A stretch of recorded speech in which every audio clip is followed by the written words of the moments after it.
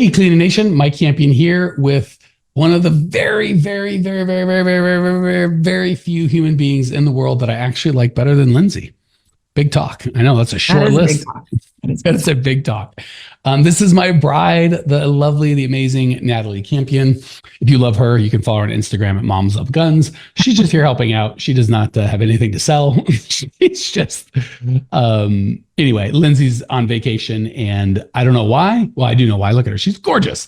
But when we have my bride on podcast, people really seem to respond well.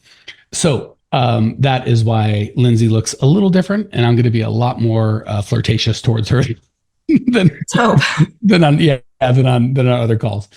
So instead of doing our regular format for these Wednesday lives where we take questions, we are going to save that for next week with Lindsay. And I just wanted to kind of get something that, because obviously all I do all day long is talk to you guys, as the community, is our clients. And a thing that we run into over and over and over again is training, and not just cleaners, but administrative people. And the way that people do it and the things they emphasize on makes it a super tedious, sometimes overwhelming, and most frustratingly ineffective process. So I just wanted to chat with my bride on that. And it's nice because she keeps me humble and cracks wise and honest when I start getting off track. So the first biggest mistake people make with training is they try to train the wrong person. So my lovely bride has many, many, many, many skills. And there's some things she does that I love slightly less than other things. Very diplomatic of you. Yeah. And vice versa, right? Obviously we're married and there's lots of things she loves about me. And there's some things that I'm sure she could do without. Email her privately for that list. It's not short. So if I wanted my wife to be more like me, more this, more that, I could yell, I could beg, I could threaten, I could bribe, and it would be wildly ineffective, right? Or if I just appreciated things that she's amazing at and wanted to encourage her, not only would she like me better, but she'd probably get a lot further. So, she and I obviously are a core values match, right? The things that are really important to me at my base are really important to her. So we don't argue a lot about, you shouldn't lie to me, or you shouldn't hang out with other women or men without me, or what did you spend money on?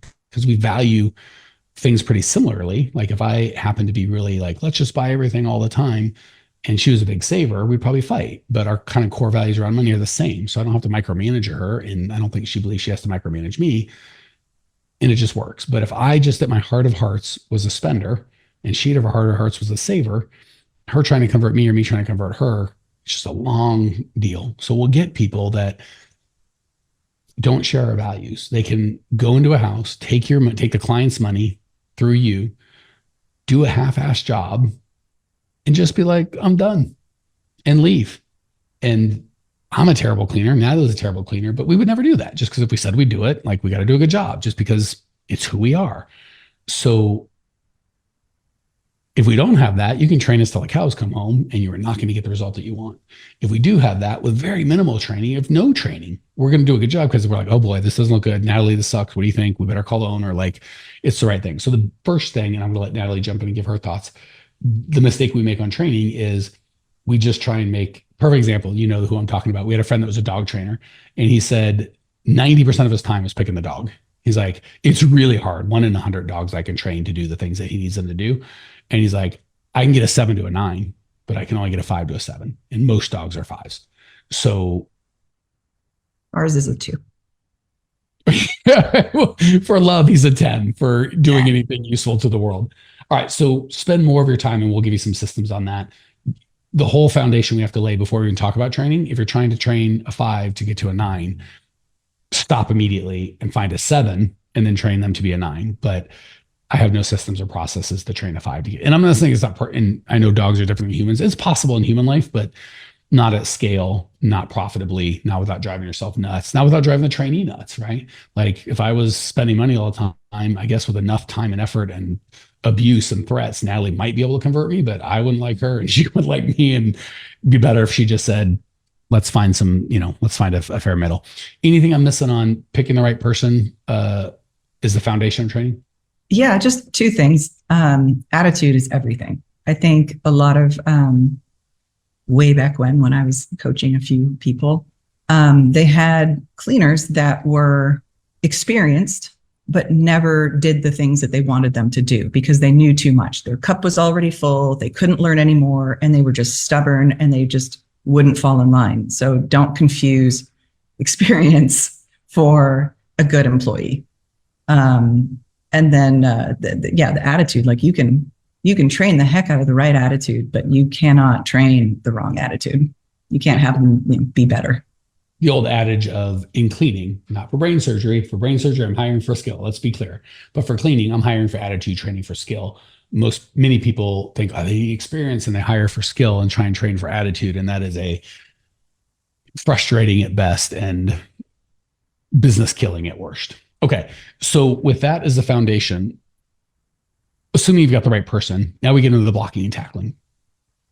People think or feel they need, I don't know, probably business books. I don't know where they got this from. I need owner's manuals and documentation and pictures and blah, blah, blah, blah, blah.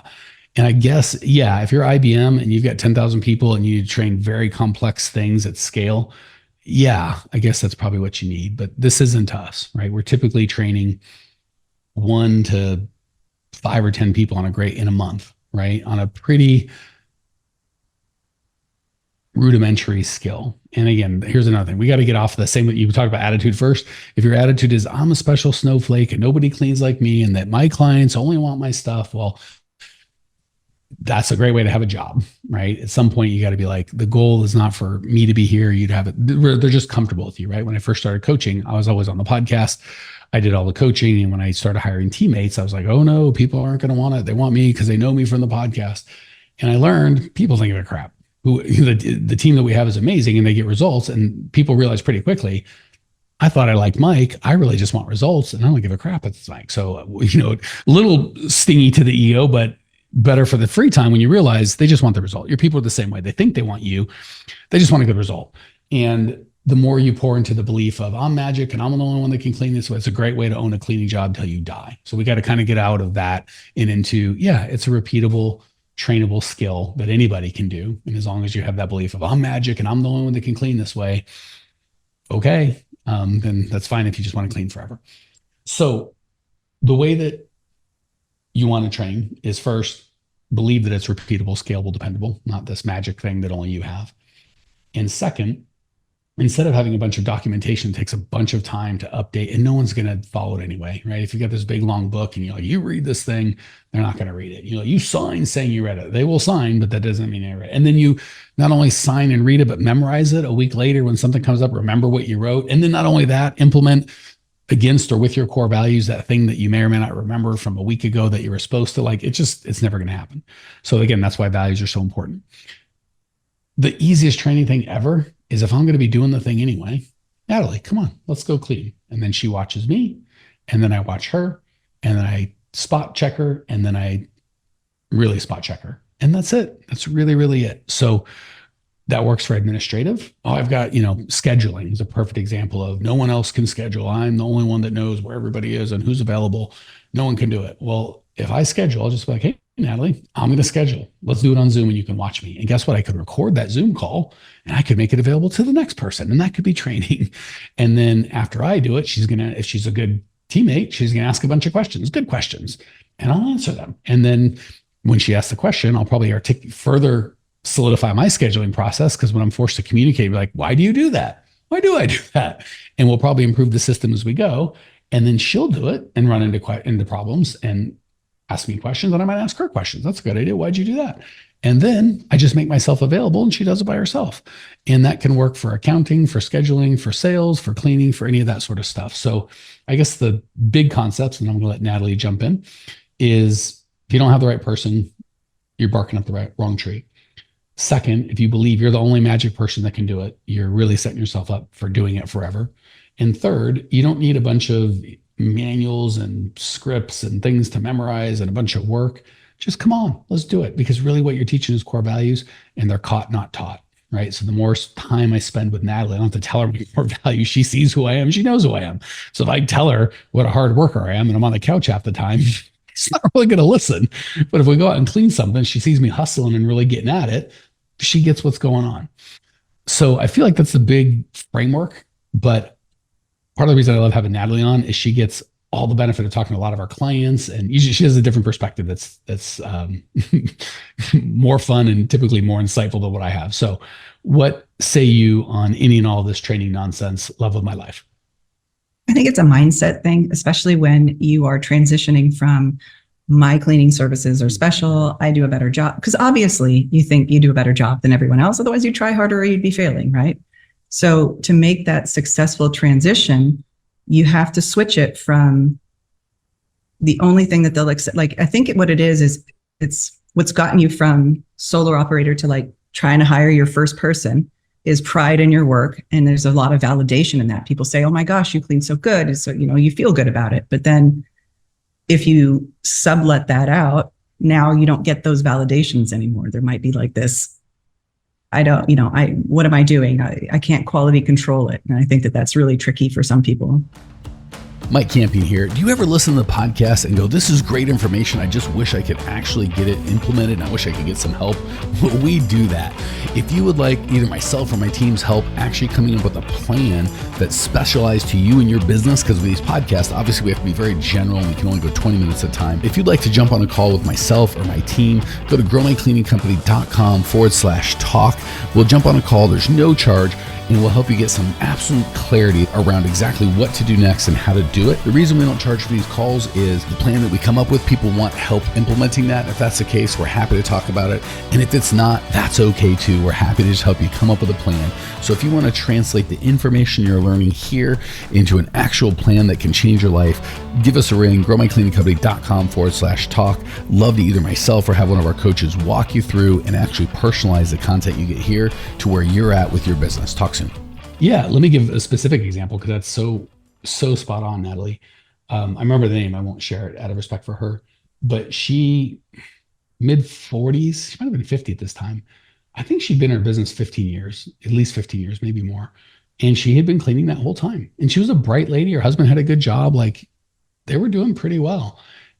And it really was, I don't want to say midlife crisis, but like a mid-business crisis when she got down to like completely out of cleaning and the systems and processes. She went through like a who am I? Like, which sounds weird and overstated. And I think part of the reason we have, such amazing mindset coaches or beliefs coaches is I can give you the what to do and how to do it so we can get you out of cleaning. But just like Nathalie said, if in your heart of hearts, your worth or your value or your identity comes from putting on the Superman, and it can happen administrative or cleaning, right? So for cleaning, like we've talked about, it's I'm special. My clients only want me. And we say it like it's like a complisalt, right? Like, my clients only want me and it's frustrating because I'm so amazing. I'm so unique and I'm this unicorn. And it kind of, we say, it's like, well, okay. And at some point, these are Mike's daily affirmations, by the way. Yeah. I'm beautiful and smart and strong and people like Gosh darn it, people like you. That's an old lady check. For those of you that know what we're talking about, you're over 35. Okay, so yes, it is. One of my coaches, Carl, who Nathalie knows, told me something, 20 years ago. I still remember. He said, many times, you got to get something good to get something great. So when we're business owners and we start, it feels good to solve everyone's problem, right? There's this and this guy's that, and they call and you're on your phone and you're whipping around and you're knocking out problems. You put on your Superman, your Superwoman cape, and it feels great until it feels exhausting. And yeah, Nathalie's exactly right in that you've got to make that shift from I'm a cleaner to I'm an owner, or to I'm a Superman who puts out all the fires and no one's as smart as me. Everyone has to come to me, to I can hire smart people and let them thrive. And again, even the expectation moving from, I think we go to, well, first of all, we think we just have to do it ourselves. And they're like, well, if I can do 100%, but I can only clean 40 hours a week, but if I had 10 people, they could clean 400 hours a week, but they're only 80% as good. It's still like 300, it's still better, right? To, you know what?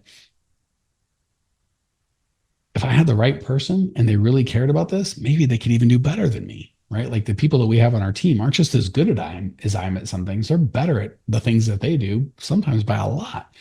So instead of fearing, what if they're better than me or what if I'm not needed, I would encourage you to embrace that, make that mindset shift. So what else have you, in the last couple of minutes we've got here, Nathalie, what else have you seen our clients either struggle with when it comes to training or do well that's been super effective when it comes to training? That's a really good question. So I get paid the big bucks. Right. I think I'm not specifically well educated on the training process. That's not my wheelhouse, but I think the best employees they're like family. They see each other as a teammate, not just like another employee. They see the company as part of their responsibility. And I think if they have that mindset, you can train them to do anything. And they probably will screw up, but giving them that latitude and also bonuses like for doing a good job or whatever, incentives to like help people. But I don't know. I don't have a whole lot to add. You pretty much said it well. No, actually, that gives me last thing I'll close on. First of all, incentive structure is a different topic for a different day, but I do want to encourage incentives. People will do exactly what they're incentivized for. Like if you look at our tax code, everyone's like, oh, they give tax breaks to the rich or to the whatever. It's like, no, they give tax breaks for people that do what they want them to do, right? The government wants people to have kids, they give tax break for kids. If they want you to own real estate, they give tax break for that. Like, so I'm not saying it's right or wrong. You can agree or disagree. It's fine. But the government know a lot of things, but they know people are incentivized by money. And people will try and trick it. Like, oh, I know that you really wanted me to buy real estate, but I'm going to manipulate it and do this. Your employees are the exact same way, right? You can give a bonus and they're going to modify their behavior to that bonus. So just make sure when you pay based on performance, it's a thing. I guess the last thing I want to say that Nathalie sparked in my mind is, I think the favorite thing I have about having you on, Nathalie, is you get to see the team kind of from the outside. And I know when we start our cleaning businesses, there's this kind of, these employees are a necessary evil. Like, yeah, I know we need them, but gosh, I think life would just be easier without them. And I think they come to us going, if you could just get me to hate them less or make them not totally terrible, like obviously they're gonna be terrible, clearly, but just slightly, like, could I get half as, like, we're just so beaten down because we've got the wrong people doing the wrong thing and it feels overwhelming. I want to encourage you, when you hire the right people, when you have core values fit, you don't just go from a negative to a neutral, you go from a negative to a positive. Like, we do 3 live events for our clients a year and we all get together as a team and we love, it's not like I'm like, oh geez, I got to see the team. It's like Lindsay, and there's hugs and catching up and we just really, really enjoy it. And if we weren't core values match, I don't think we could get there, right? Hopefully they'd respect me as a leader. I'd appreciate the talents that they bring.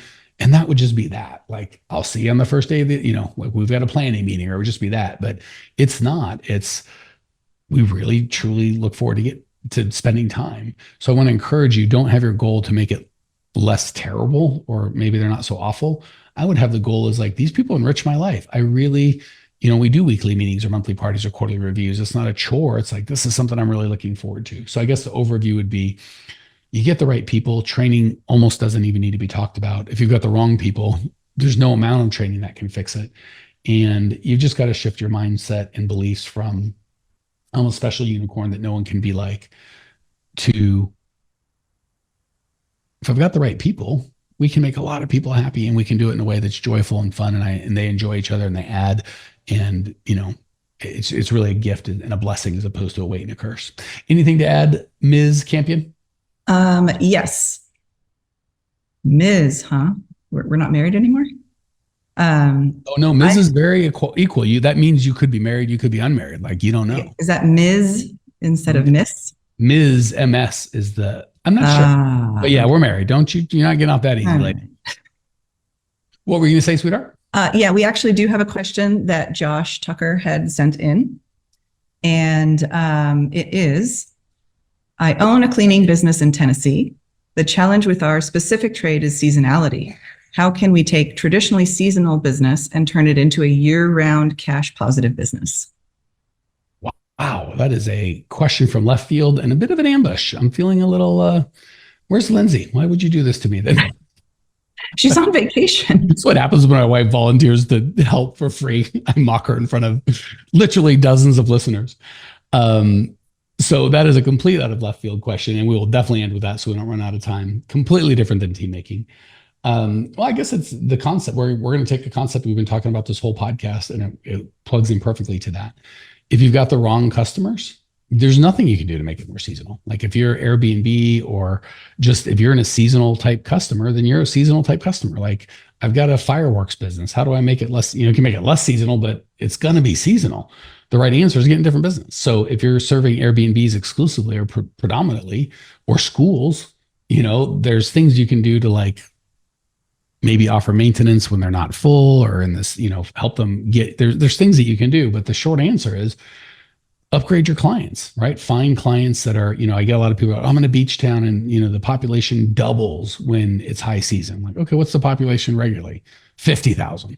What's the population when it's 100,000? Okay, how many regular clients do you have? 9. Okay, so the 50,000 full-time people here, 9? You can't get 100? Like, come on now. So two things can be true at once. One could be, we are a beach town. This is a ghost town here. But if a ghost town's 38,000 people and you got 11 of them as recurring clients, yeah. So I guess we could have a whole podcast that would still only move the meter 20% of here's how to take seasonal businesses and make them less awful. But the real answer is either completely go with non-seasonal customers that are just consistent all the time, or at least limit. If I was going to be in a wildly seasonal area with Airbnbs, I would try and dilute those seasonal clients so they were no more than like 20-25% of my revenue. That's all. So I wish I had a magic genie. And again, there's some things we could do to help if we had more time, but they're really only going to move it a little bit. If you really want a consistent business, you have to pick customers that need clients consistent. And that goes for all of you out there listening that do pressure washing, window washing, upholstery, carpet, any of these kind of like 1 to 0 to 3 time, 4 time a year services. I would add services that you're going to be giving them weekly or several times a week. So you can change the service, you can change your client. But if an Airbnb only needs cleaning service when they need it, that's just how that works. All right, there you go. There's your bonus ambush question. For those of you that love Nathalie, feel free to email in and say, we want more Nathalie. For those of you that hate Nathalie and want Lindsay back, keep it to yourself. That's my wife. How dare you? So Clean Nation, if this has been helpful and you'd like more, feel free to join our Facebook group for free, Grow My Cleaning Company. Shoot me an email, mike@growmycleaningcompany.com. Thing I always want to end podcasts with when I can remember, if you're not getting the results that you want, don't keep doing the same thing and hope you get a different result, because it'll pretty much stay the same or degrade. Reach out, get some help, do something different. See you next week. Hey, Cleaning Nation, if you dug the content you just got, we don't do any ads and I don't sell anything on this podcast, but if you would just subscribe, rate, and review, it would be huge and I'd be so appreciative. Not only is it going to help me, but you'll help other owners of cleaning companies across the world work less, make more, and get profitable. So if you appreciate the value we give, again, subscribe, rate, and review. It would mean the world to me. I'd really appreciate it. And we sure appreciate your time and attention.